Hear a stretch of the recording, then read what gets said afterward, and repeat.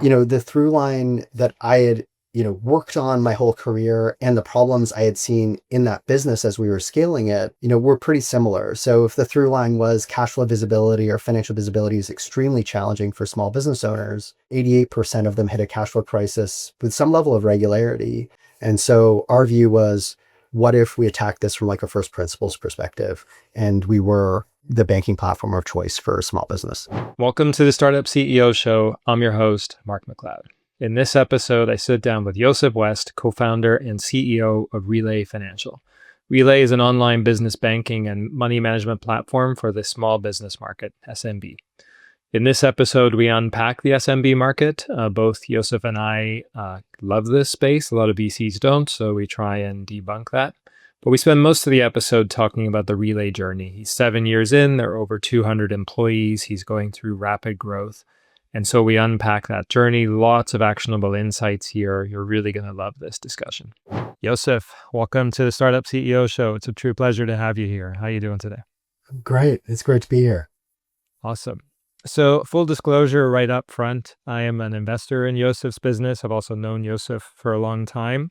I will say, for what it's worth, two things. One that I want to talk about, which is the importance of regular updates to investors from CEOs. I think I get yours before anyone else.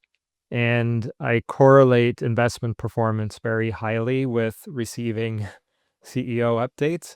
And then also, when I look at your revenue graph, I don't know if I've seen a steeper slope. So I don't know. Maybe it's just because you're sending out these updates, but man, the business is on fire. So congratulations. And as I thought we could kind of have two parts to our discussion today. One, let's just spend a bit of time chatting about the SMB market. You are an SMB specialist. I spent a bunch of time there. And VCs actually kind of love to hate the SMB market. And so I thought maybe for any VCs listening, we could debunk that a little bit. But then let's spend most of the time unpacking the Relay journey. Does that work? Sounds great. Awesome. So maybe I'll kick things off with some old stats, because I haven't looked at this since I was running SurePath. But what I understood at the time was there was I get this right, 30 million small businesses in North America, 60 million in the English-speaking countries, and somewhere north of 200 million globally. That stat was a little kind of harder to kind of confirm. Mm-hmm. And then, so giant market, so in some ways kind of has the scale of consumer, but with more direct monetization opportunity. And then a big trend the last time I was in SMB was every day in the US, 10,000 people turn 65 years old. The point of that is there's a generational transfer, and the new entrepreneurs are your generation or younger who just assume whatever need they have, there's an app for that somewhere and they're going to find it and try it. And so technology adoption is a thing. So I don't know, what are your thoughts? You've done Wave, you've done Hubdoc, now Relay, you're deep in this space, deeper than me. What are your thoughts on the SMB market? I obviously love it because I've dedicated my career to it. It wasn't, kind of going back in time to when we first started working together and the Wave kind of transaction came together. That was my first exposure to small business. And getting to see, we were selling accounting software to micro SMBs at the time, right? And in that context, that doesn't sound super exciting, at least, initially. But I think as you get to meet these people and you get to see the joy and the passion that they get from the work, I think for those of us that love work, right? We wouldn't be doing what we do if we didn't love it. I think there's a kinship in that, and there's something really special that has inspired me, and it has kind of been the through line of the last 10, I guess 15 years now. I think the overall criticisms of the SMB market are A, can you reach small business owners? B, can you do it at scale? And then C, can you do it in a profitable manner? Right. And churn comes up a lot, right? number one Yeah. objection for VCs and SMB is the rate of churn. Yeah. And they think of small business sometimes as, um, the solopreneur that or freelancer that popped out of a job and is now freelancing and then pops back into a job. And that is churny.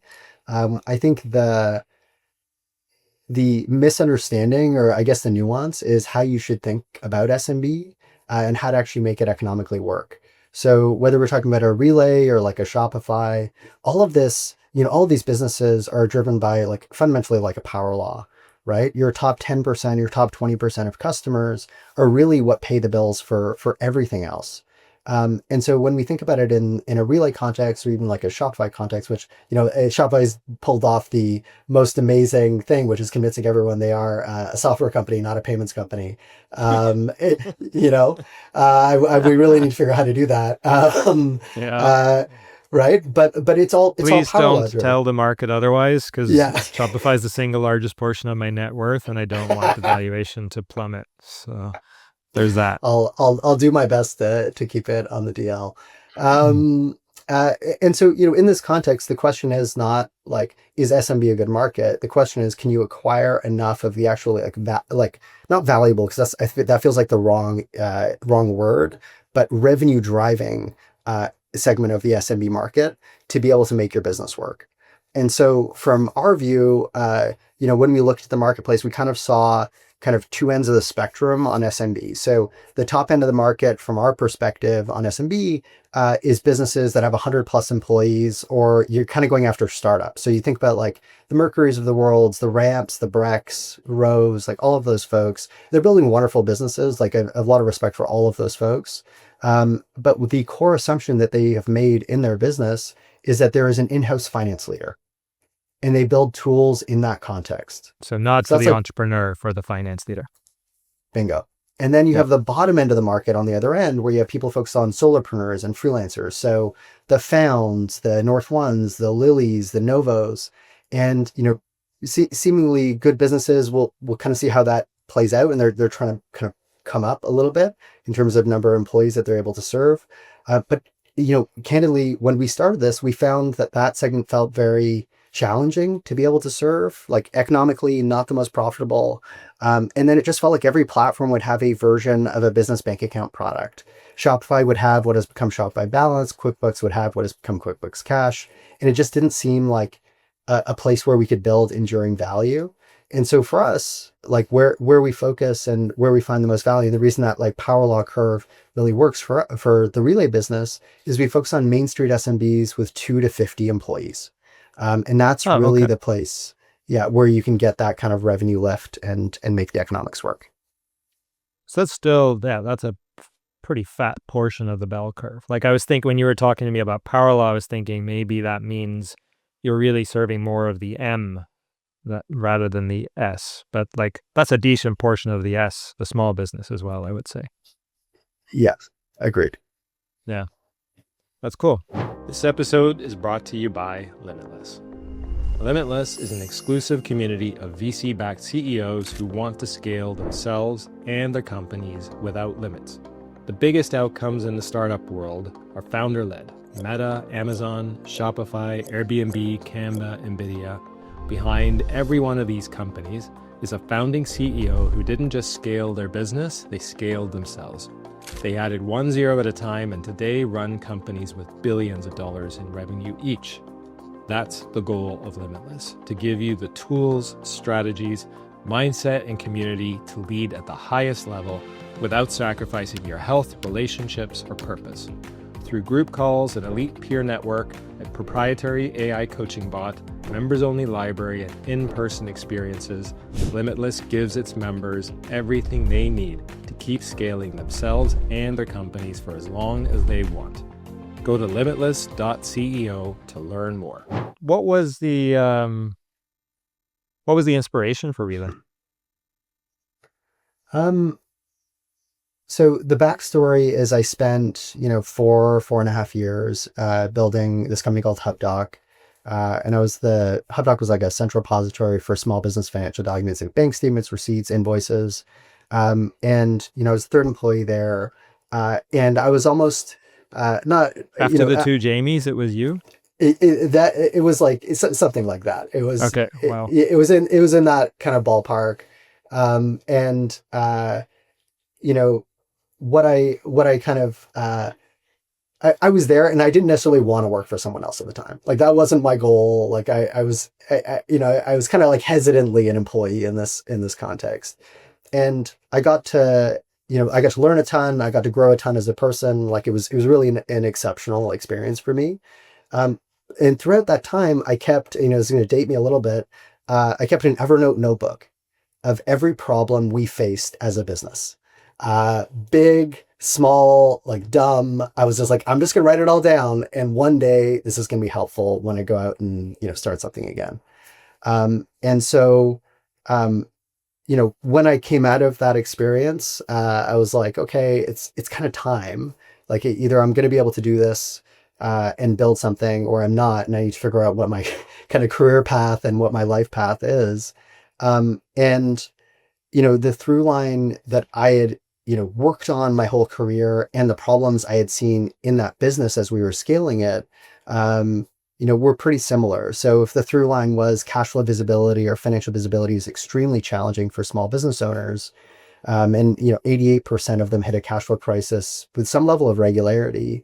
And then the challenges we had as a business were like, things like being able to issue corporate cards to our leadership team. I don't know if I'm allowed to say, there's some of the stories of stuff we tried to get like corporate cards for leadership, like may or may not include, one of the Jamies, we don't know who, using their personal credit to get like, Wow. consumer credit cards for each of us. And that was finally the solution. They got canceled like 2 weeks later. Or being Amazing. able to like capture receipts or being able to collaborate on banking. Like these were challenges that we saw. And so, when we thought of kind of the last 10 years of like my set of experiences, it was clear that, we were all trying to solve for like real-time financials and cash flow visibility for these small business owners, but we had done it in a patchwork around the place that small business owners go every single day. And that's the bank account. And that's the nucleus of it all. Like 92% of small business owners make financial decisions based on their bank balance. That is the thing. And it's a very static piece of information. It is extremely imperfect. I have bills due this month. I have payroll coming out next week. I have money coming in. And so our view was, what if we attack this from like a first principles perspective? And we were, the banking platform of choice for small business. I love it. So that's a huge stat, right? 88% of these businesses struggle with cash flow. This, by the way, obviously completely ties into that churn comment earlier, right? Like most small businesses fail. The reason why businesses fail is because they run out of cash. There are underlying causal reasons, but you can keep screwing up as long as you have cash. And so if I think about, especially the S and SMB, like a thing I noticed at FreshBooks. I remember doing a customer support call because we had to spend our first month in support, where I literally was educating the customer so they could tell me whether they were on a Mac or a PC so that I could support them properly. These people are great at their craft, right? Like whatever, like we've focused on service-based businesses. So like I'm selling my time or expertise for a living. I have this craft, but I don't know anything about back office. Sometimes I think this is increasingly less so, but maybe at the time I don't know a ton about technology. It's intimidating. And so we had to get through those barriers as well. And so the point of all that, I guess, is now tying it into cash flow management is like, I don't know what I don't know. What's an accounts receivable? How do I get paid faster? What's an outstanding check? So are you doing these things? Do you have functionality to accelerate the receivable collection process and manage timing of payments, etc.? A lot of our thesis over these last 7 years was around this idea that the only way to solve for cash flow visibility was through consolidation of financial tooling, which I think in large part has been correct, right? Like our core thesis is banking plus software equals kind of financial visibility, or like the cash flow problem being more manageable. Um, as we've built out kind of that second phase, that consolidated financial tooling, where we now offer invoicing, we call AP like bills. We have expense management. Soon we'll launch lending. And then eventually we'll add payroll, accounting, tax, and have it all in one place. What we've come to learn is that fundamentally, or at least we've evolved our perspective on, is that cash flow is a sequencing problem. If you are a business that does $1 million a year in revenue, you clearly have something that's working. And yet 88% of these businesses run into a cash flow crisis of some sort, or a cash flow crunch. And I think the easiest example is thinking of a business that invoices on net 60 and pays their expenses on net 30. Right. You have something that's working, but you got to figure out how to float it and how to manage it. Especially if you're growing, right? Yeah. Exactly. Yeah. Wow. Yeah. That's huge. Now, trust comes up for me as a thing in your business. Like, I was around when FreshBooks launched its payments product. And, if there was a bug in the software, customers were very tolerant. And then you could just fix the software and get on with the rest of your life. But I don't know, if I lose your customer payment, I'm not remotely tolerant of that, right? And so getting people to trust us, and that was just moving money for them, let alone storing money. So, I don't know, you're starting out, you're a brand new startup. How do you get these small business owners to trust you as effectively their bank? So in those early days, we thought a lot about how do we bootstrap trust. This was really important. We started by leveraging the trust or social proof from a channel, which was accountants and bookkeepers, right? Accountants and bookkeepers had this significant pain point around their clients' traditional banks, and they had a lot of trust from their clients. And in that context, our view was, okay, if we could convince the accountant or bookkeeper to recommend Relay as a solution for their pain points or banking needs, we would be able to bootstrap trust in that context. And that actually worked reasonably well to start. If you look at the first version of our website, I don't know that I would have banked at Relay, to be honest. But people gave us trust, and we backed that up with really strong customer service. The number of people that had my personal phone number and could text, call, morning, noon, and night 7 days a week was high. Yep. And, to the point where I remember I was talking to our largest customer, who to this day, I will pick up that phone anytime this person calls. And he actually ran one of the fastest growing Shopify stores during 21. And it's actually called metalbird.com. They actually sell literally just metal birds. You whack them to the back of a fence post in your garden. It's so wacky. It's wacky, but it was it's very cool. We bought a bunch, obviously, over the years. They're great gifts. And I asked him, he was coming back from some skiing boondoggle, driving through Utah. And I was like, Jason, what is the single greatest benefit of Relay? Because I was trying to figure it out, right? We were early. I was trying to understand the value. And he literally said to me, it's the fact that I can call the CEO anytime I have a problem. And in my head, in the moment, I was kind of like, shit, this, this isn't going to work. How are we supposed to scale this? That's not scalable. No, but I think the learning that came from that as I sat with it was that fundamentally what small business owners want is they want to feel supported. They want to feel like someone's on the journey with them. And that they are not alone, because it is a lonely job. And so, we've taken that thread of how do we be this financial partner for these small business owners? Yes, in the beginning, it was how do we get them to trust us and feel good about the service, even when things go wrong? But it's transformed into a larger vision of kind of being the financial partner in their pocket. And so that's the way we think about it. It's the best thing in the world when those early customers text me, email me, reach out. It gives me nothing but joy that they're still with us all these years later. Yeah, that's how we thought about bootstrapping trust. I love it. So huge. Well, I'm pretty sure JP Morgan CEO is not handing out his personal phone number, so you've got a competitive advantage there. I'm curious, like for your customers, so you're their bank. Like, do they also have like a Chase account and you, or they're moving from Chase to you? Like, how does that work?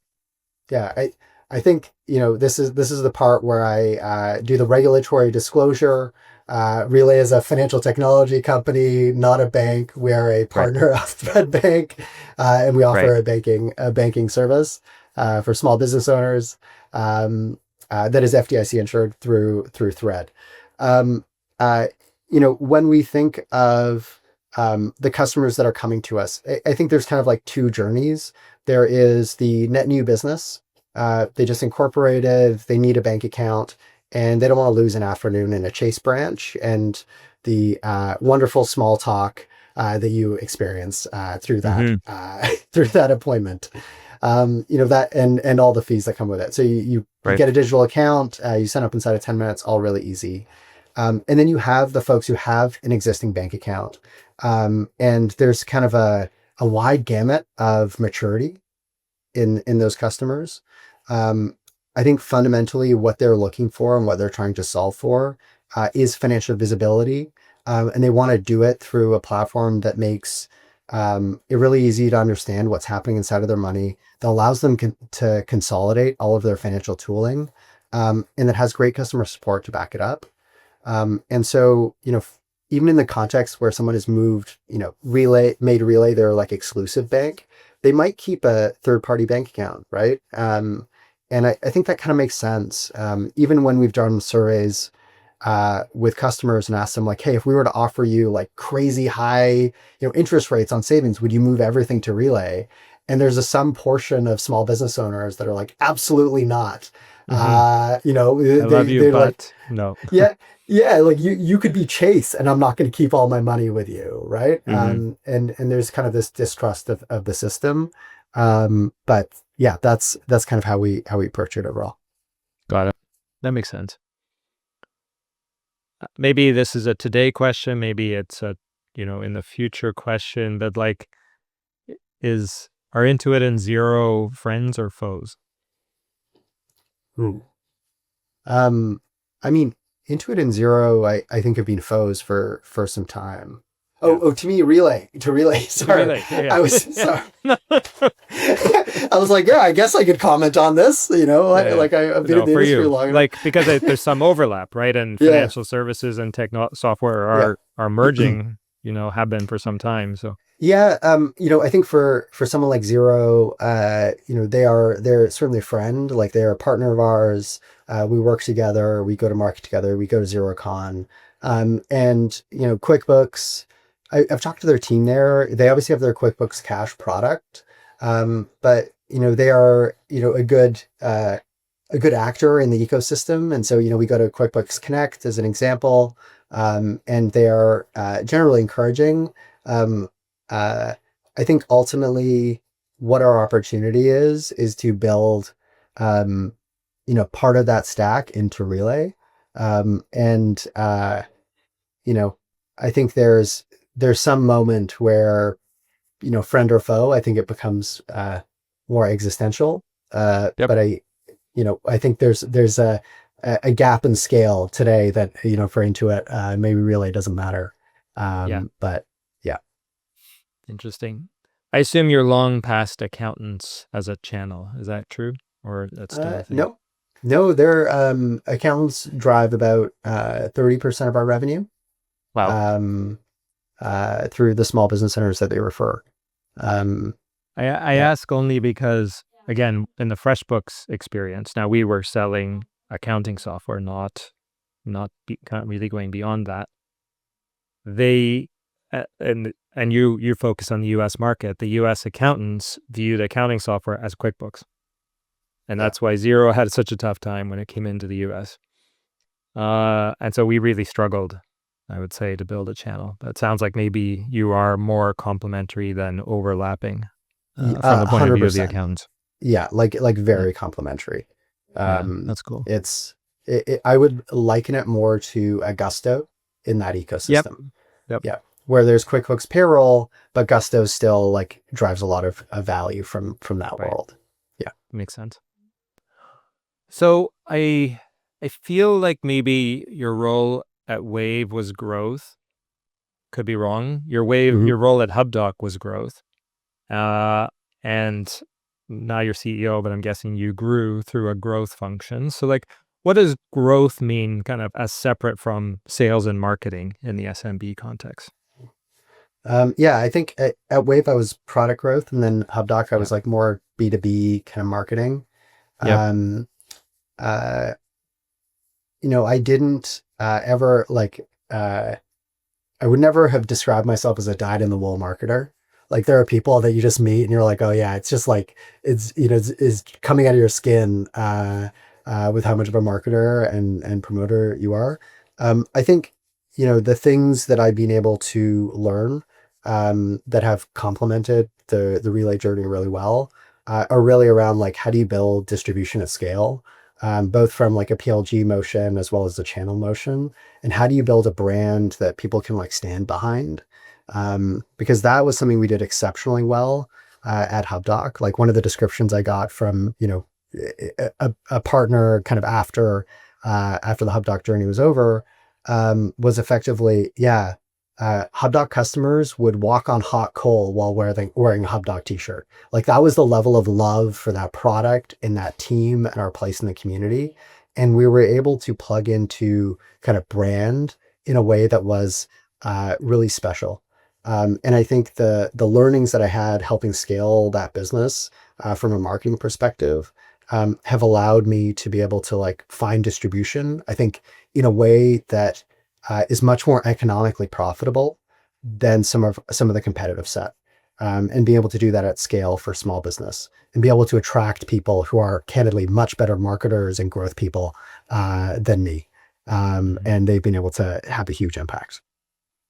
So you did that even though you were CEO, you were personally doing that for some period of time, and then you handed off a machine that was working. Exactly. And Mhm. a huge credit to those people, because like I took it till beginning of 21, and now we're in end of 25, Right. and they really led the way, and I supported where I could. So you were still, for the first 3 years or so, you were personally driving growth then. Yes, with Yeah, yeah, I with the love it. team. Along with Yeah, wearing every other hat. yeah. Which explains why, like last time I saw you in person was at a mutual friend's wedding in Paris. And I feel like I remember you saying like you worked on the flight over and like you were still very clearly in work mode. Like, is it still like that? Is it 24/7 for you, or are you able to back off a little bit now? Um, it goes in waves, definitely. I think one of I got this as a gift, which is kind of like this like leather notebook, and you can get kind of words written on the kind of lip of this thing. Hmm. And the words I chose, I only had like a 15 character limit, so which is really tight, and you don't want to be too corny. So really, like, quite a challenging thing to try to figure out. And so I managed to convince them to do 16 characters. But the words I chose were lead by example. And Oh, I love so, it. if we're 220 people today, and my expectation is that everyone shows up with intensity and care and passion for the work, if I'm not doing the same, that's unfair, right? If there's anyone that should be doing this, it should be me. And so, over the years, I've certainly learned how to bifurcate, and I think you build muscle memory around like intense moments and like how to manage through them. But certainly, we're here to win and do what's required. I love it. So, how has your role changed over time? Like, it sounds like you were, okay, yes, technically the CEO, but really you were working in the business, probably very involved with products, directly involved with distribution. But like, yeah, tell me about what are the chapters, I guess, or the evolution of your role over time, and are there any milestones behind that? I don't want you to give up revenue numbers or anything, but anything actionable for folks around how the role changes over time. Um, Trying to think of where to start, right? You compare. four people in a, metaphorical garage, to where we are today. They feel like two different worlds, Yeah. and, it feels like a lot of time and no time at all. Um, I think the biggest things that, like if we're just talking about like the last year where we've gone from, 100 people or so to 200 people, and the changes that come with that, where, you go from being able to know every single person, and having a relationship and being able to show that level of care. And I think that's like really important to me as a leader. And feeling like, at least for the most part, people kind of like you, right? Like they mostly, as much as anyone can like, Are you there's the, solving for that, or it's just you hope it happens, but you're not solving for it? no, I don't solve for it. I hope it does happen. I hope that I find the right balance is kind of my hope. A friend, who's a people leader, put it to me really well when we were 110 people, and I was like reflecting on a 360 I received. And she's like, "How many people are you?" I'm like, 110. She's like, "Okay, so there's at least like 10 people that just don't like you." And I was like, that's, It's fair. yeah. I think, yeah, I know there's like a notion of like, or if you're as a leader, you should never solve for people like you. And I can guarantee you I subscribe to that. I think it's more like, if you are trying your best and you're doing what's right, the hope is that people see that and they see you, right? And so, as we transition from 100 people to like 200 plus, I think the big thing that you have to accept, is that you are a little bit of a figurehead, or almost like a caricature in a lot of people's minds. There's a narrative of who you are and what you care about. And at first that can be a bit jarring because, when you're in an earlier stage company, you can have the conversation and clear things up in a very clear way. But at 200 people and you're adding, five people a week or whatever it is, it's just, it won't scale. And so then the question is like, okay, if that's the reality that you live in, then how do you create that clarity for everyone? And how do you, make this a superpower? Because now you're in this position that's kind of like vaulted, right? Or I don't know if that's the right word, but you're in this position of power where, you can have a high impact on people with very small gestures. Yes. And you can inject energy into the organization. You can inject clarity into the organization. You can really celebrate people's work just by going up and having a 30-second conversation. And, this is the transition that I've kind of gone through, of accepting that like, hey, this is my role now. I am here to cheerlead the business. I'm here to figure out what the problems are. I'm here to make sure the strategy is extremely clear. I'm here to hire great people and make sure we have enough money in the bank. And that's my job. And Mhm. it's Right. hard. Communication, team, money. That's it. Bingo. Yeah. Yeah. And so, now in some ways, it's the most fun I'm having, because I get to, we have like a real leadership team. They're very impactful. We're adding new people that are like, I get to talk to people that Mark, in the early days, they were just like, there's no way they would ever take Relay seriously. And they're like, oh my God, this business is amazing. I would love to join this. And I'm like, great, this is awesome. And we'd love to like figure out how to do that. But yeah, so that's kind of the stage that we're at. And it's really exciting and energizing. Um, and that's kind of the transition that we've gone through over the last kind of year and a half. I love it. The biggest thing that transforms a CEO like yourself is going through that growth, right? It's just unlocking growth and hanging on for dear life. But like you said, the 200 plus person company bears no resemblance to the four people. So you've had to transform over and over again. Are you doing things explicitly to do that? Are you doing other things outside of just operating to grow yourself? And if so, could you share them? Yeah. I can go a little bit in depth here. So initially we hired a leadership coach that worked across, our entire leadership team. And this was like really great context. I would say, we worked with her for, I think, 2 years, 2.5 years. And for me as a leader, like picking up those skills was extremely impactful. I learned a lot. I got a lot better. and I kind of developed the foundational skill set that I felt like I needed as a CEO in that leadership role. And then I kind of hit a wall. I kind of felt like, okay, I'm having these same conversations. I'm not breaking through, and it feels like a different version of me is what's required to be able to grow the business. And I didn't feel like it was a skill gap. Then my feeling wasn't about the skills, and so I had this inkling that it was like actually like I have a belief that fundamentally your success in life is a function of your like social intelligence. Um, and, you know, I think that is a function of your upbringing and the DNA that's like kind of coded into you, your like social fabric. Um, and so I was like, hey, I think it's like the emotional stuff. I got to figure out like the work blockers from like emotional perspective. And I ended up getting connected to this coaching group that are all like ex-Marines, ex-operators that like go into kind of the woo-woo world, find stuff that works, and they pull it back into like this world. I guess I don't know how else to say that. And I tried internal family systems.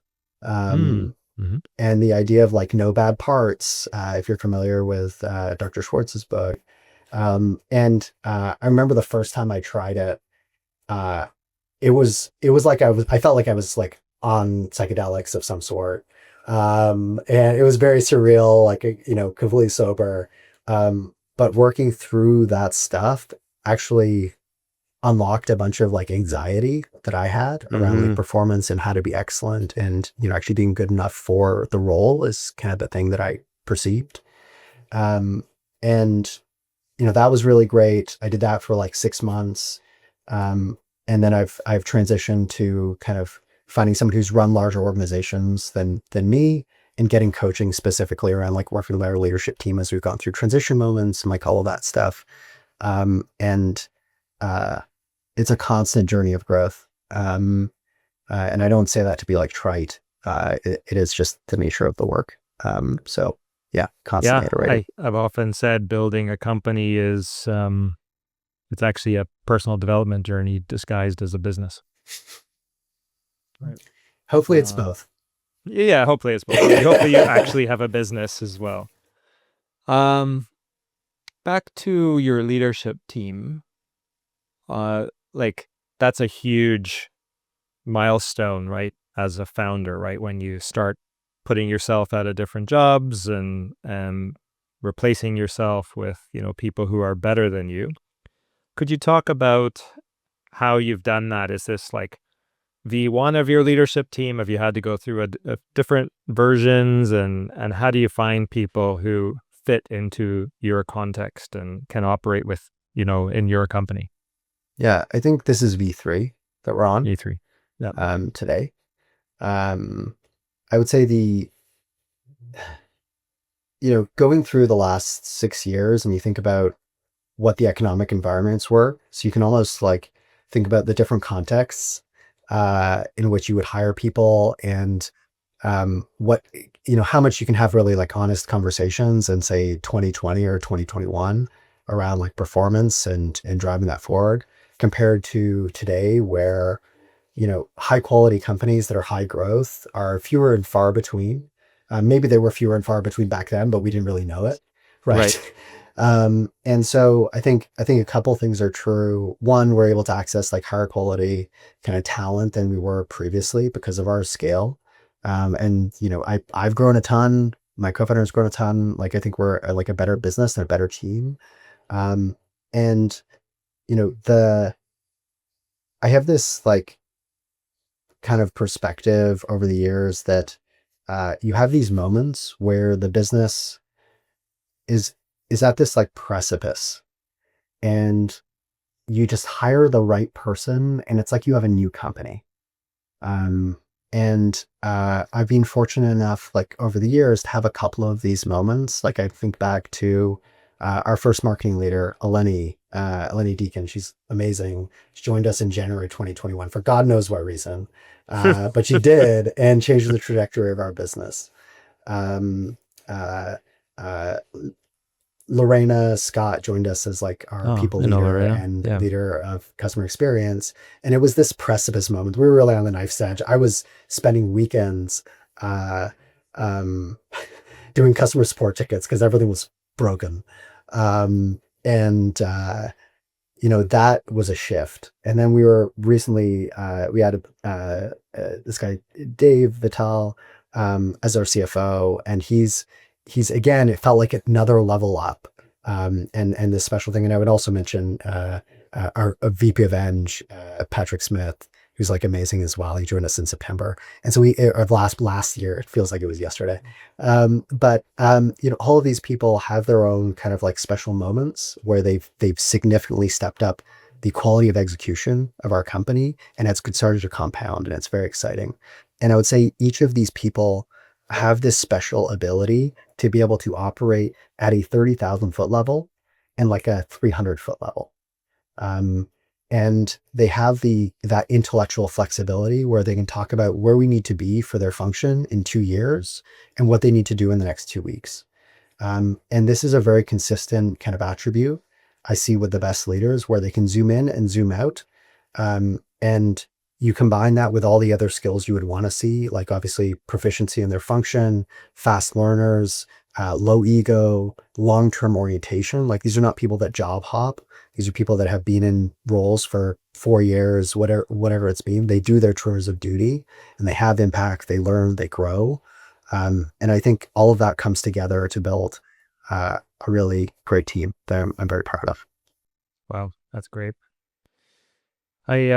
When I think about hiring execs, I think the biggest mistake is maybe overhiring, hiring for someone who can take you, all the way to exit versus someone who's maybe 2 years ahead of you, and therefore can still operate this business today, but has been where you're going, but not too far ahead. Was that your approach for hiring? Like, how did you solve for someone who could go to that 300-foot level today? Um, yeah, I think I saw your newsletter today. So Yeah, it was a I was LinkedIn thinking post today. Yeah, LinkedIn that was post. today's topic. Yeah. Yeah, I was kind of thinking about it, as a result of that. Uh, when we've gone through like I think I don't think there's an easy answer, right? Like, I think what you're kind of looking for is someone that has operated a company that is somewhat analogous to yours. And yes, they can be a bit further ahead, but yeah, definitely not too much. I think to the point where um, I guess there's two streams. There's the stream where you're taking someone who has like led the function, owned it, and scaled to your level, and scale, and just wants to go and do it again and take it further. And they can take some of those lessons. And really, in that context, you're testing for like intellectual capability and like horsepower, to be able to flex into a new environment. Because I think that's like part of the challenge with some execs is they are like, oh, I have my playbook, and I'm just going to take my playbook and apply it to your business. Here's what we That's did just at Acme Company, which is a closed mindset, right? You're just coming in with a playbook. Yeah. And it doesn't work. And there's all kinds of politics and stuff that kind of can come with that, as well. So I think that's like one stream. And then the other stream is you find people that have been on the journey at companies that have scaled and had success, but maybe they haven't owned it, at the highest level. And you're making a bet that they're going to be able to figure that out. And those are also can be really great. And it can take a bit of adjustment because owning that front seat is a little bit different.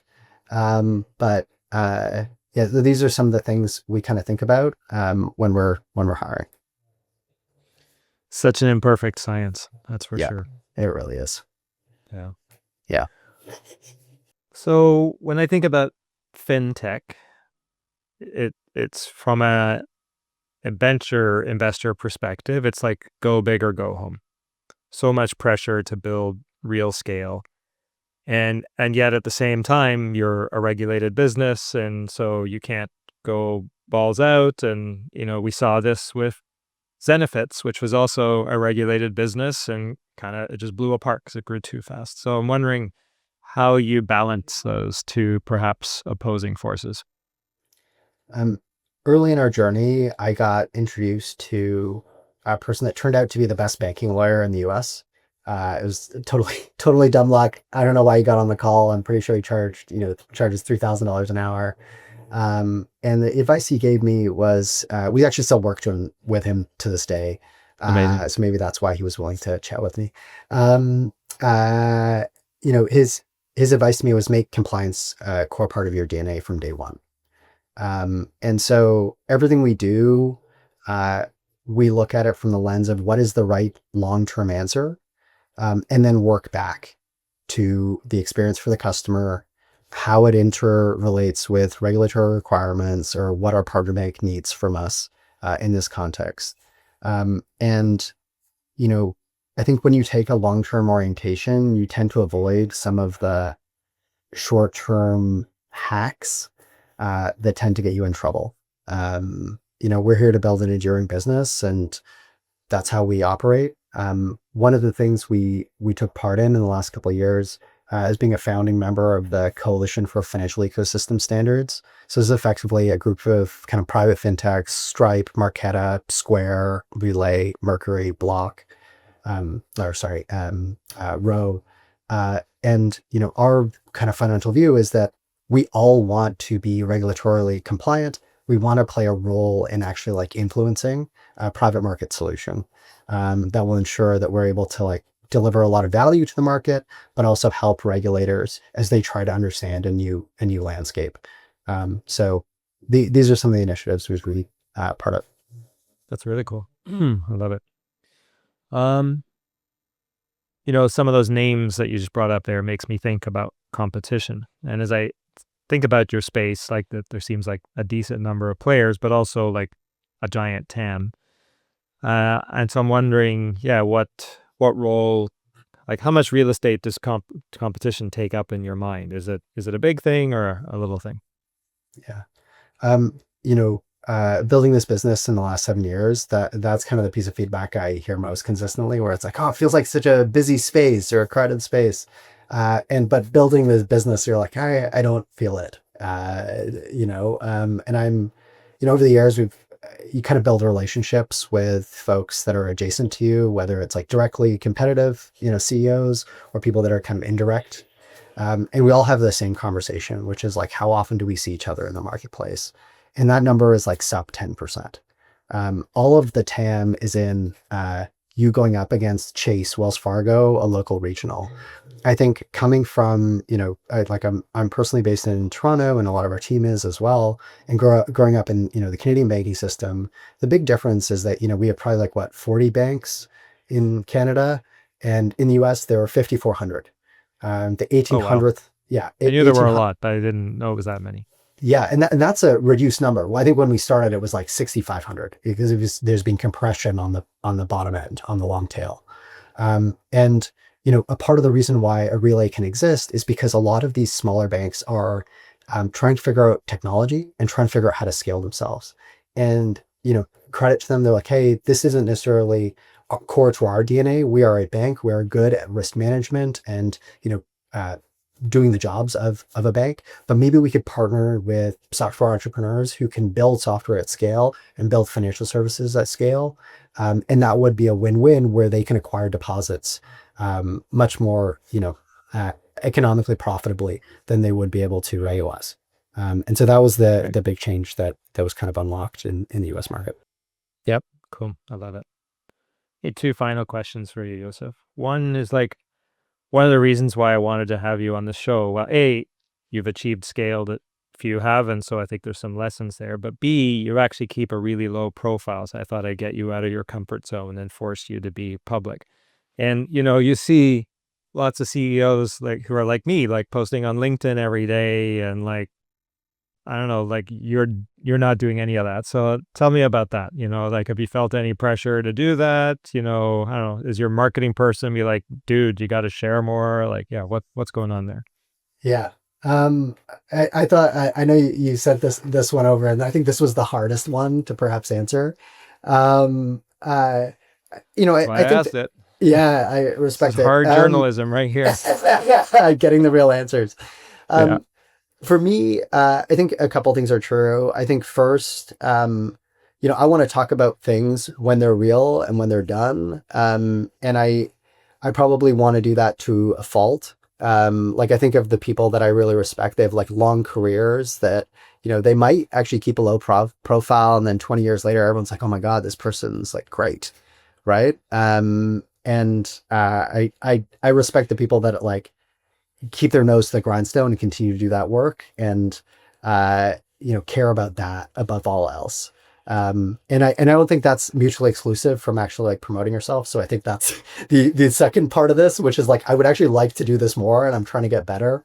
I think the challenge that I have is like doing so authentically. Like that really matters to me a ton.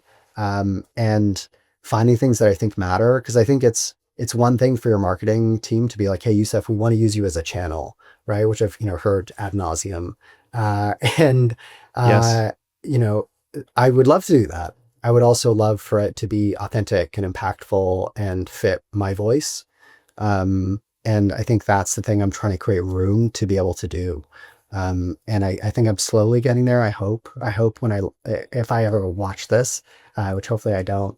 Um, um, I'm sending you the um, YouTube video like every week until you watch it. yeah, exactly. You have a recurring email that goes out to Yeah, me. yeah. And I hope I go and do that, because I actually think it's a really important function as we scale.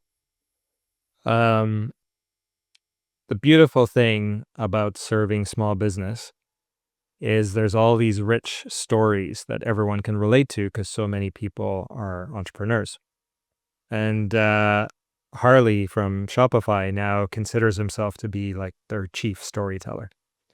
And you've got other things to occupy your time, but you're sitting on an unmined asset there in all those stories, right? And just showcasing the businesses and the impact that you're having on them. So I'm not a marketer, but you can file that under free advice. Love it. Uh, Last question. I often write about the importance of fitness and health in general, because this is a long game. You're 7 years in, and often it's the first thing that founders sacrifice so that they can get more time to work. And so I would love it if you could talk about what role fitness plays in your life and the practices that you have to make sure that you keep going and don't burn out. Yeah. Fitness is really important to me. Um, I'm in the gym like 3 times a week, and then I go for a run 1 to 2 times. It is my time to disconnect from the world, and just sweat it out. I think some of my best ideas come in those moments. I think, making sure you have that time and figuring out when that is for you. I can't do it like early evening. Like I can't do 6 p.m. I can't do 7 p.m. I'll be up late. Doesn't work for me. And so I get up early. Like this morning I was up at 5 and get to the gym for 6, and, that's the time. And yeah, I don't know that I have any miracle cures for it except for just showing up and doing it. I think, on the subject of like burnout and how do you build over the long term, I am a big subscriber to the idea that burnout is fundamentally a feeling of lack of agency. And I don't think it like vacations can help, sure, but like fundamentally, it's like, can you change your environment? And I think if you have a business that's working and you are a founder, I think you're in the highest agency position you could possibly be. And so in those moments where you feel like some level of burnout, at least for myself, I write down all the things I don't like about what I do, and what I want to change and what I want to see. And then I start to figure it out and start to do the work. Amazing. Yeah. Yeah, I love that so much. I call those tolerations, and I ask my clients every quarter, let's write a list of everything you're tolerating. And like, it's cathartic just to get out of your head onto a virtual sheet of paper. But then, okay, then we rank it by impact. And then like, okay, let's just like start knocking them off. And then suddenly you feel lighter and freer and the business moves faster and you've got more energy. So yeah, tolerations are a thing. Bonus question related to health. How do you manage like your sleep? Because I think sleep is the number one productivity hack. Yeah. I bought and ate sleep. Uh-huh. I take magnesium L-threonate or whatever it is, some magnesium complex, and I take L-theanine, and I'm in bed by 10. And But are you that's my working till 9:59, or do you have like a wind down routine? I I get to like 9, and then I close the laptop as best I can, but I can I can switch it off a bit enough to be able to like pass out. Cool. Yeah, I have friends who have like you know, the full on, like they wear the blue glasses, they do the whole thing. I got rid of my Aura ring because it just kept telling me I was terrible at sleeping. So Yeah. that's kind of that's where I fall on the spectrum. Okay. So I'd say I'm going to give you a B minus for that, right? Like I like the supplements, the consistent bedtime, super important. It's a good bedtime, that getting to bed before 10, our deepest sleep is in that 10 p.m. to 2 a.m. window for most people. Some people have a different circadian rhythm.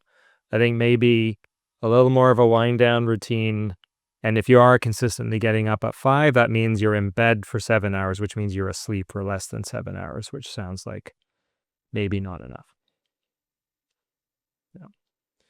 Well, Yoseph, this has been amazing. I'm cheering you on, not just because I own a tiny piece of the company, but because you're doing, really important work.